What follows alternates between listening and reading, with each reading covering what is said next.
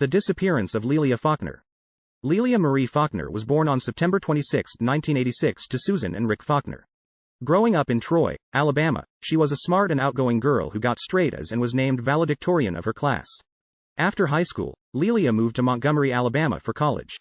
However, her education got sidetracked after she met a man and got pregnant. 9 months later, she gave birth to her daughter, Madison. As Lelia and her boyfriend broke up before Madison was born, the young mother gave primary guardianship of her daughter to her parents and moved back in with them. Back living in Troy, Lelia met Blaine Growlhere Jr., who worked at his parents' sporting goods store in town. 2 months later, the pair moved in together, and while things at first appeared to be going well, their relationship soon soured. This was partly due to Lelia's alcohol and drug abuse. Led up to disappearance. Lelia moved back in with her parents on July 2, 2016, after she and Growlhere broke up. When moving back in, she told them she was afraid of Growlhere and that, if something happens to me, it's him. On July 4, 2016, the Faulkners attended a barbecue while Lelia stayed home.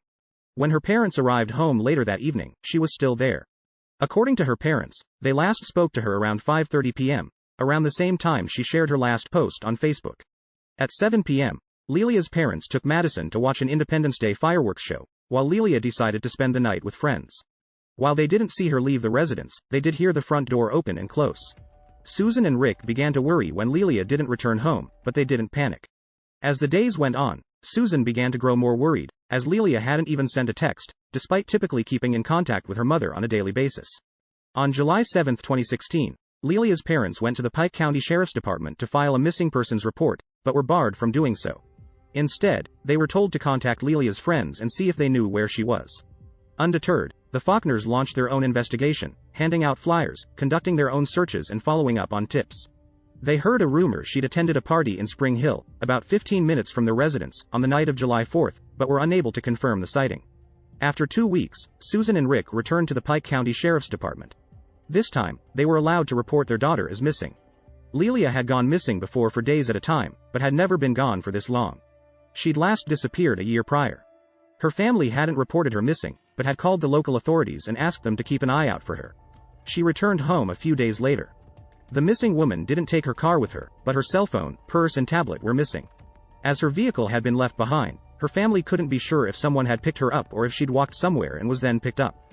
On the day of Lelia's disappearance, she and Growlhere had been arguing on Facebook and over text, after she accused him of stealing money from her and leaving her for another man.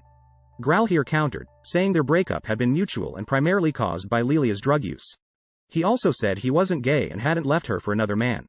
Growlhere took a polygraph test, but his results were inconclusive. When asked by investigators to take another one, he refused and has not been interviewed since. He also didn't participate in any of the searches for Lelia. He is currently considered a person of interest in the case. While her family do believe he knows what happened to her, they don't think he was involved. Police searched where Lelia was allegedly seen the night she disappeared, but didn't believe the claims warranted the use of cadaver dogs. They later searched her parents' home, as well as her computer and phone records, but found nothing that indicated her plans for that night. Despite regularly posting on social media, Lelia has been inactive on all of her accounts since July 4, 2016. Believing local authorities haven't put much effort into the investigation, the family has taken it upon themselves to hire private investigators, raise reward money and put up billboards about the case. One of the billboards was stabbed with 2 butcher knives, in an event the family believes was someone's attempt to send a message. Police, on the other hand, say it was likely a random event. The family has also gotten nonprofit Halos Investigations involved. The organization dedicates itself to combating exploitation and the trafficking of children.